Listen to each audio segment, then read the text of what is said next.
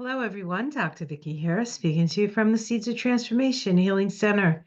We're going to be looking at the month of February 2025 from the perspective of numerology, Kabbalah, and a little bit of astrology. So this is for my members and my patrons. Thank you so much for your support. Um, you get to see these reports first. All right, so um, let me share what I'd like to share with you, you folk. All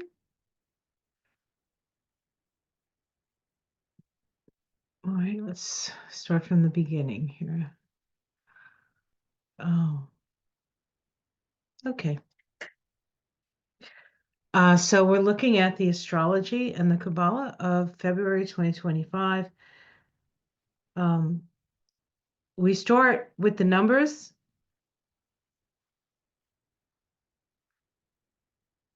Here we go. Okay, so as I said in January, we have moved into a new universal year vibration. 2025 is a 9 year, and the 9 is associated with the Hermit card and the Tarot. The Hermit card is a card of introspection, examination, healing, understanding, improving on things.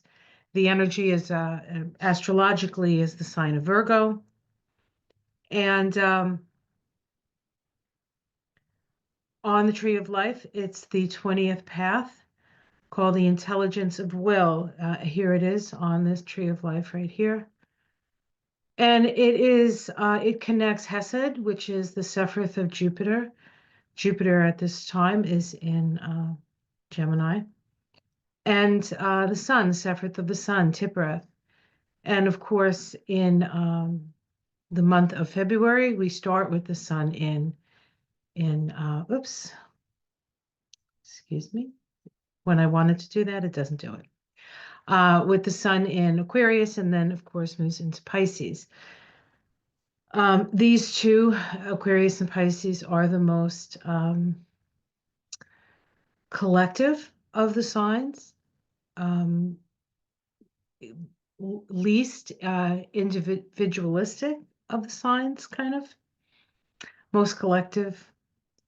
And Aquarius is the collectivity of the humanity, and Pisces is the collectivity of everything. This is connect energetically the throat to the heart. If you overlay the chakra system, Tiphereth is the heart, and Hesed and Gabura is the throat. And we have the 9 vibration connecting those. Head speaking from our heart, speaking with love, finding the voice of our heart, perhaps. So from a numerological perspective, 9 is the most humanitarian of all numbers. It is effort and sacrifice without the need for reward. It is giving, sharing, loving, and caring. That is from Hans de Kuz, who's a prominent numerologist. It is a time of separating the wheat from the chaff, a time of wrapping up old accounts with an eye to the future, a time of healing, introspection, unconditional, impersonal love. This is a year of having love for our fellow human, our fellow humans, our fellow humans. The Hebrew letter associated with this path is Yod. Yod is the primary sort of flame that makes up the Hebrew flame language, So it's the constituent sort of part. All right. So we're in February. February is the second month. And so we look at the vibration of 2. This is the high priestess. This is the high priestess, the 13th path on the tree of life, called the uniting intelligence. It connects Kether, which is up here, to Tiphereth, which is here. So it is direct connection through the center of the tree, central pillar, crown to heart. Just an outpouring of love and life and um, it's really about receiving, I think, this vibration at this time.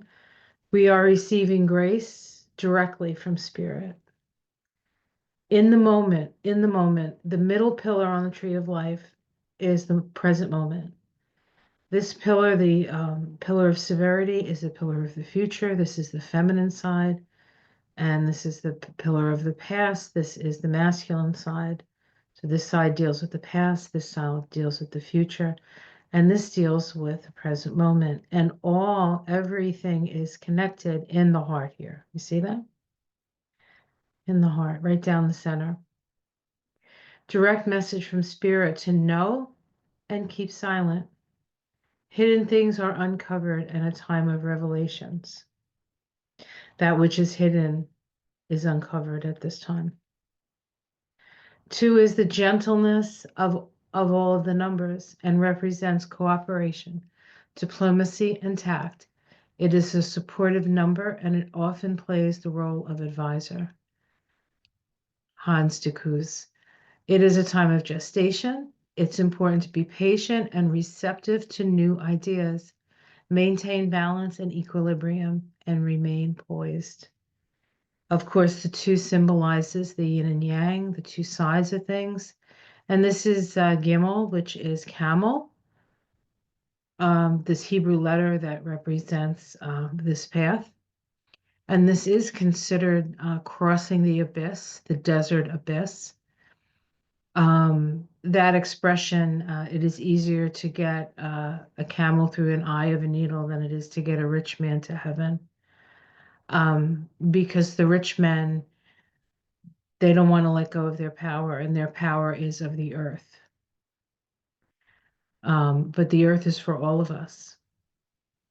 The earth is our mother. We must take care of her. 2 is a feminine number. The high priestess is the wisdom, the one who knows. Doesn't necessarily say, but knows, the all-knowing. This is Isis in the veil, right? There's a little camel. And then lastly, numerologically, we have, when you take those 2 vibrations together, and we get an 11. 11 is a master number, a spiritual light messenger. According to Hans de Koos, 11 walks the edge between greatness and self-destruction. Its potential for growth, stability, and personal power lies in its acceptance of intuitive understanding and of spiritual truths. This is a time of intensive inner awareness, visions, revelations, dreams, and intuitive powers. Sudden decisions and decisive actions under this vibration. An awareness of great importance comes to you. It is a highly sensitive vibration. The 11 is highly sensitive. The 2 is highly sensitive. The 9 is highly intuitive. And so I think that there's something about absorbing what is going on at this time. And February has a lineup of, as we move into February, we have a lineup of planets in Pisces, all connected to that North Node in Pisces. And the North Node in Pisces asks us to have compassion, to let go of the criticism and the nitpicking details and move into the direction of acceptance, forgiveness, um, definitely forgiveness. So this year is a year of forgiveness, right? It's a 9 year. This path on the tree of life is here, connecting to breath to um, Gebura, Gebura, the place of Mars. And what is going on is Mars is, at least for most of the month, is retrograde in Cancer. It's been retrograde in Cancer since January. It's been retrograde since December. And so we have this path being activated. And of course, we have Aquarius. So the Mars Aquarius energy is going to require adjustment. And then when we have the Mars Sun, when the Sun is in Pisces, it's more of a flowing energy. So things are more flowing. Adjustments need to be made in the beginning, and then things start to flow a little bit easier, perhaps towards the end of the month. But again, we can see that we have direct connection from spirit. We have, this is Jupiter, this is Mars. So what goes on with Jupiter and Mars this month is going to be important. And Mars goes direct on the 23rd, 17 degrees of Cancer, and then starts to move forward. In the meantime, by the end of January, Venus, which isn't, you don't really see Venus here. Venus sits here on the tree of life, but Venus is already in her shadow, and she will go retrograde in March. I believe it's March. So, when she's in Aries, and then she'll retrograde back into Pisces. So there is these, Mars moving backwards and having to go all ground and then having to move forward, and then Venus having to do the same thing. Um, there's a lot, and of course, there's also a lot of changing and shifting this year. The year of separating the wheat from the chaff, deciding what you want to keep and what you want to let go of, right? What do you no longer need? What can you let go of? And we have all the planets shifting signs, save for Pluto, which isn't, is the planet of change and transformation. So um, we just have to really go with the flow. The North Node in Pisces says go with the flow. And if you think there's an option, you think that you can hold on to something that you're going to hurt yourself. You're going to hurt yourself. So we need to allow hold the space, hold the vision of the world you want to see in your mind's eye and in your heart, and work towards that every day, and let the rest go, because the rest of it you don't have power to change. There are those people who have power to change that, and they will. And so I feel like if we all do our part, this month is very this month is a very sensitive month. So you need to make sure that you get your rest. Make sure Pisces, especially the Pisces energy, is very much a dream state energy. And so really pay attention to your dreams.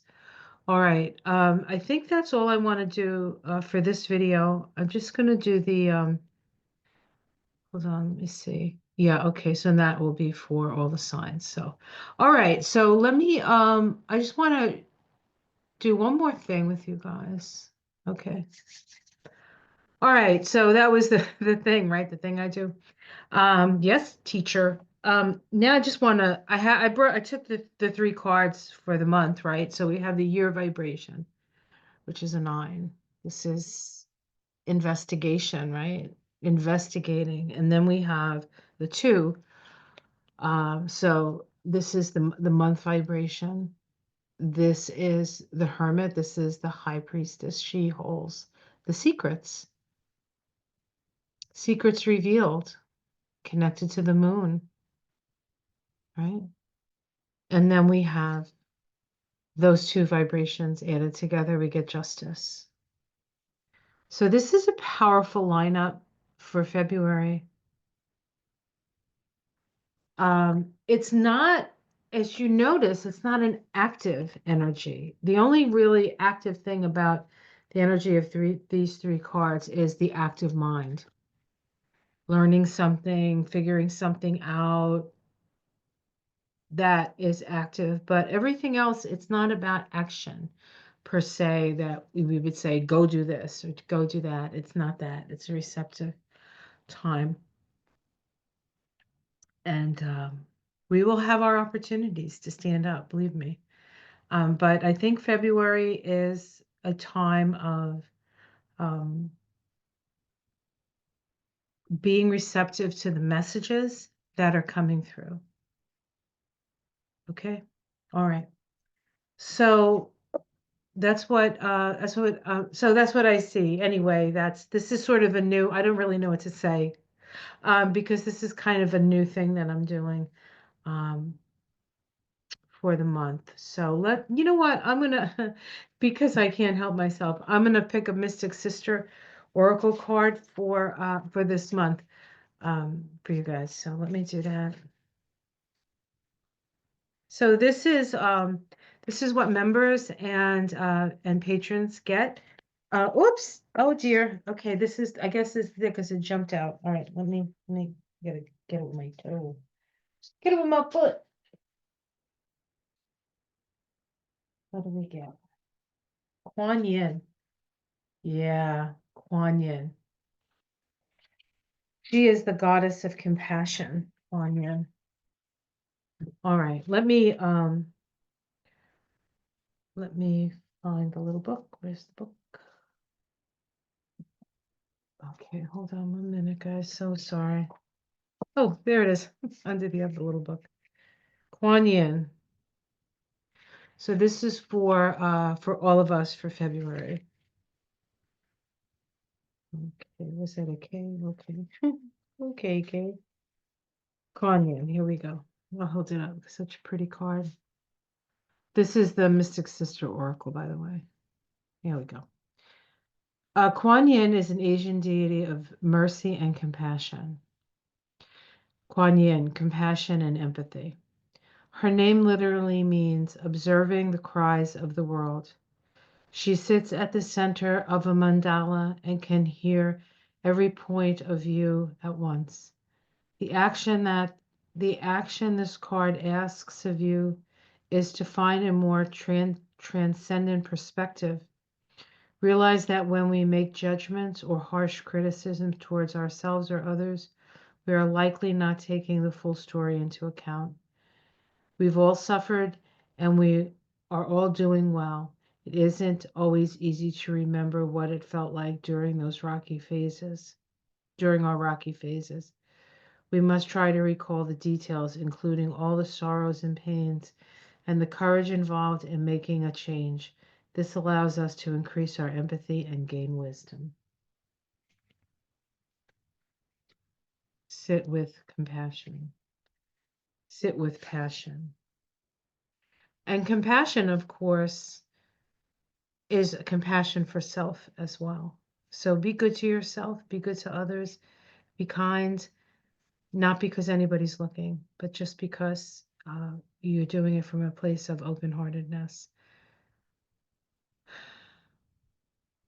This is it, guys. This is what we've been waiting for.